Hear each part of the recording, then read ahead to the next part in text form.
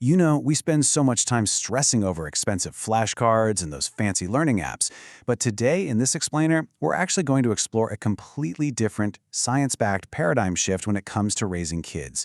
We're looking at how some frankly counterintuitive Japanese habits forge exceptional cognitive intelligence and real resilience.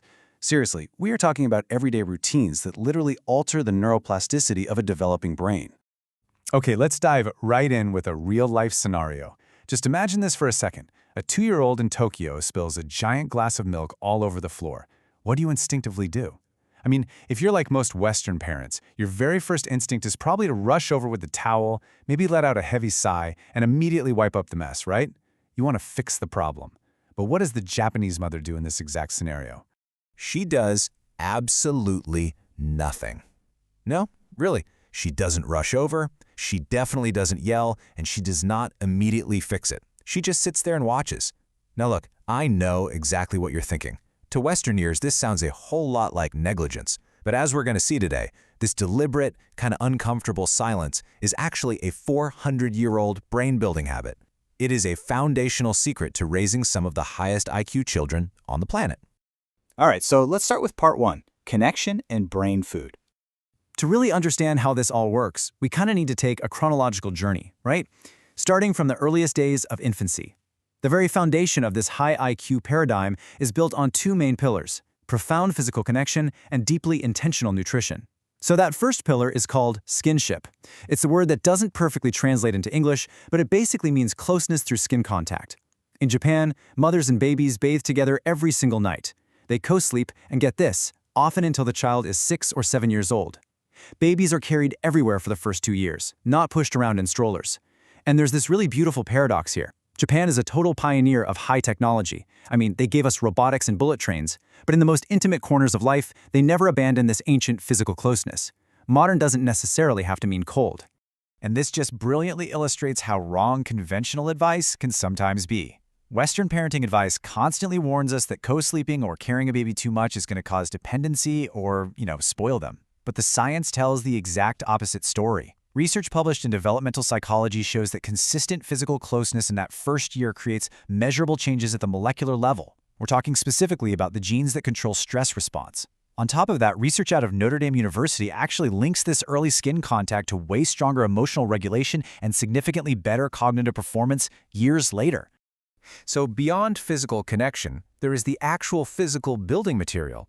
Did you know a massive 60% of an infant's brain is fat? It's true, and a huge portion of that fat specifically requires DHA, which is an omega-3 fatty acid. Without DHA, the brain literally cannot build itself properly. So it's not just about giving a baby enough calories to grow their little body, it's about giving them the exact brain food required to physically build out those neural pathways. Which brings us to a really stark contrast in how we introduce food. Standard Western weaning relies super heavily on bland rice cereal, applesauce, or sweet potato purees. And look, those are fine for calories, but they really aren't optimal brain food. Japanese weaning, on the other hand, starts right out of the gate with savory, complex foods. We're talking miso broth, soft white fish, seaweed, tofu. Because of this, Japanese babies have one of the highest dietary intakes of DHA in the world. And man, does it pay off.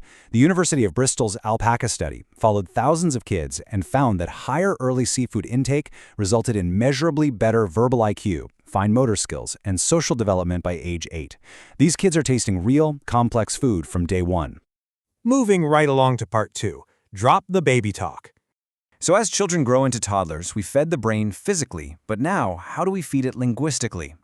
This next major habit is all about how parents speak to their kids, and it requires dropping a very common Western habit entirely. Over here, we constantly use that high-pitched, exaggerated baby talk, right? Like, does the little baby want his baba? Yes, he does. But the Japanese approach uses something called katorikake. This is the practice of narrating childcare and daily life using full, normal sentences right from birth. A mother might explain what she's cooking for dinner, or describe the exact weather outside in complete, grammatically correct sentences. They absolutely keep the melodic warmth in their voice, but they drop the dumbing down entirely. They speak to the baby like the baby is already listening and understanding. Now, why does that matter so much? Well, because of a massive number, 30 million. In one of the most famous studies in child development, researchers Betty Hart and Todd Risley found that the number of words a child hears before age 3 is one of the single strongest predictors of later academic success. By kindergarten, kids were spoken to in rich, full language had heard 30 million more words than the others. 30 million! Katarika basically ensures the child's brain is just swimming in a rich, complex vocabulary from the moment they open their eyes. All right, part 3, the art of struggle. So how do we transition from infant development to that active, sometimes completely chaotic toddler stage? This one is perhaps the absolute hardest for Western parents to digest: mastering the art of struggle. Remember our spilled milk at the very beginning of this explainer? That is a prime example of machiuk. It's the parenting instinct to wait and respond. When a child stumbles trying to climb a slide or gets super frustrated fitting a puzzle piece, the Japanese parent doesn't swoop in to save them. They stand back. Cognitive scientist Dr. Yuko Munakata has data showing that when an adult constantly directs attention and fixes things, a child develops reactive focus, meaning they only learn when instructed. But by practicing machiuk, by silently waiting, the child is forced to bridge the gap themselves. Their brain is firing rapid electrical signals searching for a solution, which permanently forges new synapses. You are literally helping them build self-directed executive function, which is the absolute holy grail of high IQ. Closely tied to this is the concept of gaman. It translates to enduring the seemingly unbearable with patience and dignity. Think about this. In the West, if a kid fusses at a restaurant, what do? We immediately hand them a glowing smartphone to distract them. We eliminate the discomfort instantly. But in Japan, minor discomfort is viewed as almost like a necessary vaccine for the mind. A child is allowed to sit with their boredom, and neuroscience actually backs this up, telling us that boredom is the literal birthplace of creativity. When the brain is denied external stimulation, like an iPad screen, it's forced to create internal stimulation. It imagines, it processes, and it strengthens the prefrontal cortex. And what happens when the child finally succeeds after all that struggle? The Western instinct is usually this explosive, "You're so smart, you're amazing." But the Japanese praise is deeply understated. They praise the effort. They say, "You worked hard on that." Calling a child smart praises a fixed trait. It actually makes them fear failure, because they start thinking their intelligence is this fragile label they might lose if they mess up. Praising the effort, though, that teaches the child that intelligence is highly malleable. It's a muscle. The harder they work, the smarter they get. Let's look at part 4. Real tasks, real independence.